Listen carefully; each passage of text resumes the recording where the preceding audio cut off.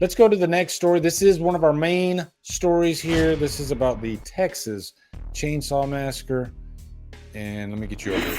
Texas Chainsaw Massacre rights update. Taylor Sheridan, Jordan Peele, and Oz Perkins pitching takes.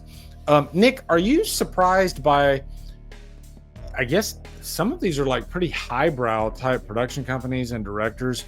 Why is everybody wanting Texas Chainsaw Massacre so bad? A franchise that is just kind of a big cluster as far as like continuity goes. I mean, every single movie seems like a new, fresh start, or just do they even care? I don't know. What is it about these movies you think, Nick? I just think it's the renaissance that we're in right now. I think everybody wants to get their hands on IP that is well established. And, Texas Chainsaw Massacre is one that, the rights are up for grabs. And I think a lot of the fans rightfully feel like that series has not been given the time of day since, I would argue, Platinum Dunes era. A lot of people have fun with 3D. It's not a good movie. 2022.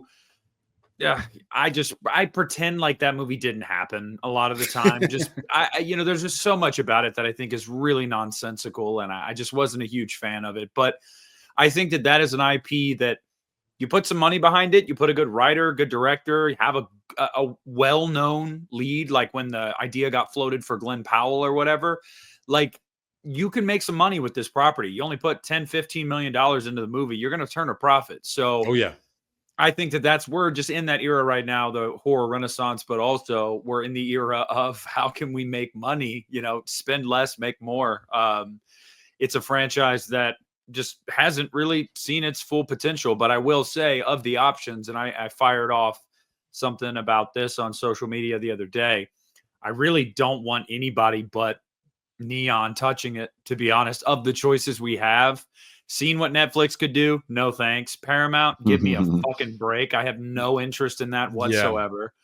And then Peele and Monkey Paw, it's just like, it just doesn't seem up his alley. Like it doesn't. Like it just seems like, what are we gonna make Texas Chainsaw Massacre this like elevated highbrow horror? No, thanks. You don't want to do that.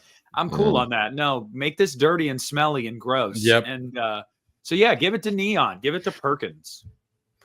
I mean, I actually, y'all know, I actually really like, maybe even love the 2022 one. But I will say it definitely fits right in with a Netflix horror movie. Granted, it definitely goes for it, and it's really harder edged, but you can still feel that Netflix sheen on it for some reason. But it just happens to be a really fun movie. So I think maybe if that movie wasn't distributed by Netflix, maybe it would have fared a little bit better with people's opinions. I don't know, but it's like, Davey, where would you want this property to go as far as those choices? Or is there like a choice that hasn't been proposed yet that you think would be great for Texas? I think out of the ones that we're looking at, like, I am interested in what Oz Perkins could do with it, because especially if he brings over his cinematographer from Longlegs, because I think they could find I think they could just bring a really interesting look to the film. I love the way that Longlegs looks. I love the way it's shot. So if you get a little arty with where you put the camera, I think you can really sell the horror and not necessarily have to show as much, kind of like what they did with the original, which is still my favorite in the franchise. Taylor Sheridan, it's kind of interesting because his TV shows can get pretty brutal too. So if it's something that he's passionate about, like, I think that could be fun. I also think somebody had brought up When Evil Lurks in the chat earlier. I think somebody like Demian Rugna, who did When Evil Lurks and Terrified, I think that might work.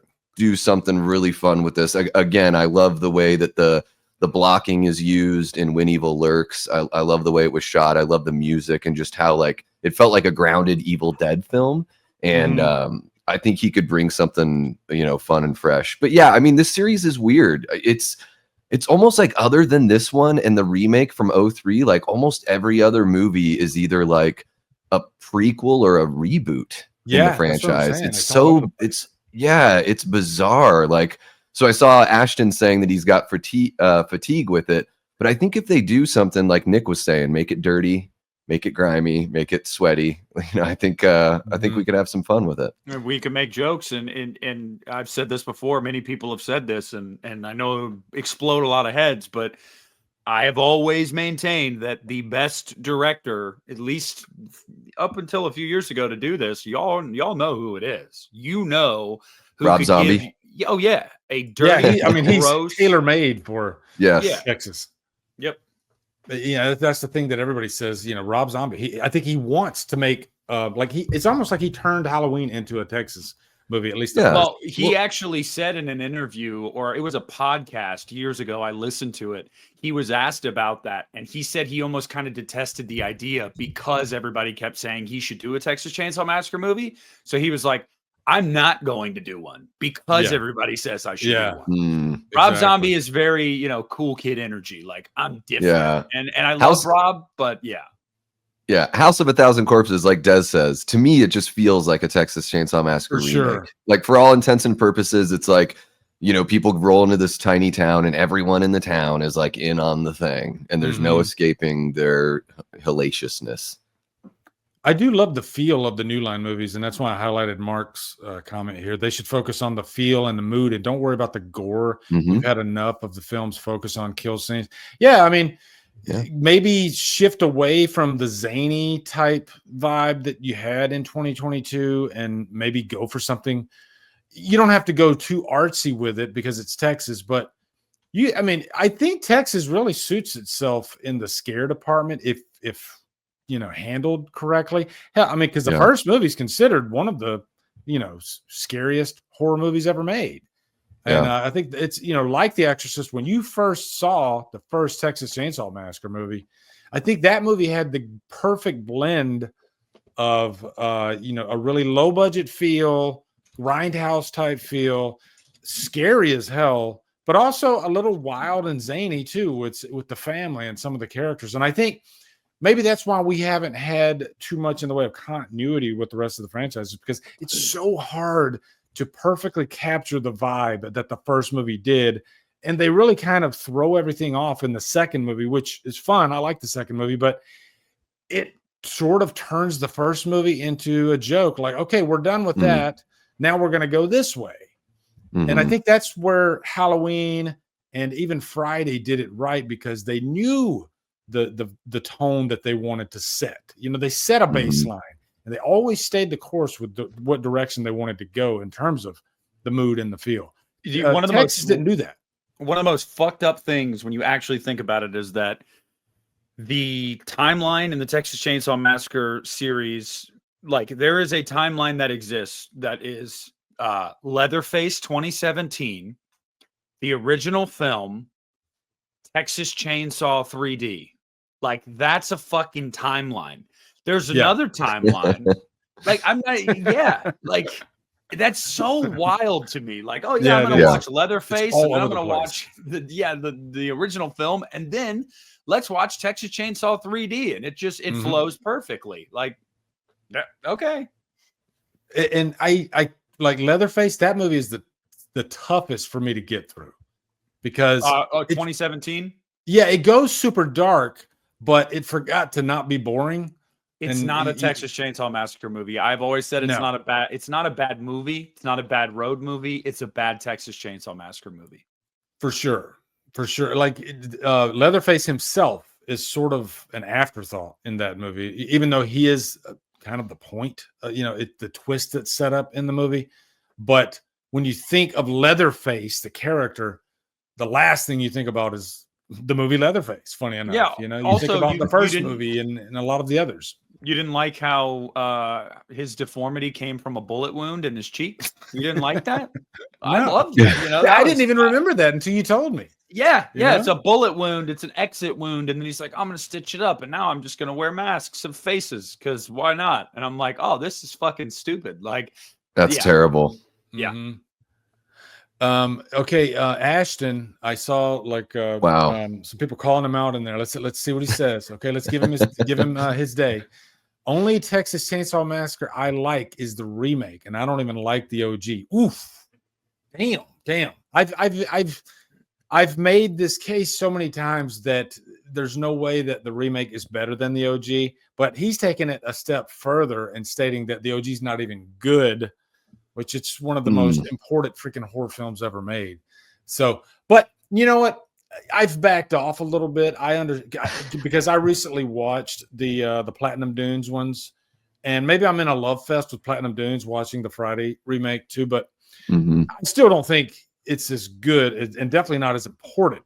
But dude, Go ahead. I'm gonna make the argument that that Platinum Dunes era was fucking underrated. Like, I'm sorry, it was very underrated. Like, the Texas Chainsaw is really good, and so is the beginning. Texas Chainsaw 03 is my favorite TCM movie, and you guys know how I feel about Nightmare 2010. Like, leave it the fuck alone already. God damn. Like, if you did a poll of like the best Texas movies, and just had all the movies in a line and gave you the percentage, I think the top 2% would be the first movie in the remake. Yeah, no question. I think everything else is kind of just falling off. Throw them in the trash, just like Sally in the 22 movie. That's such an epic moment. The craziest thing of that Platinum Dunes era is the only movie that ever got a follow-up was Texas Chainsaw 03. It was the only one that got a follow-up in the same timeline. Now, sure, the only prequel. But yeah, and the beginning's a really good movie too. My favorite thing about the beginning is everybody dies. Sometimes I like nihilistic movies like that. I might prefer it to the remake, and I know that's sacrilege, but I when I watch them back to back, I kind of enjoy the beginning more. I don't know. It's got more, like the scene in the basement. I think it goes. I think it might even go a little harder in terms of like gore and being graphic. Yeah, I mean, I don't know, man. Oh my god, I actually just watched the other day the remake of Night of the Demons, and the girlfriend of the younger brother in TCM the beginning, she is like she's one of the demons in that movie. I'd never seen her in another movie, and I was like, you're talking about Diora Baird. Yeah, Diora Baird. I was like, what the fuck? I was like, yeah, I knew I seen her don't test somewhere. me. All right, don't test me. Yeah. I know my shit, okay? Well, hello there. You just watched an outrageous clip from the Hit the Bricks podcast. I really hope you enjoyed that clip. If you want to see more clips, you can click here or you can click here. And you can just have yourself a ball, all right? And also follow the Hit the Bricks podcast on Spotify as well. Thank you guys. Have a wonderful day.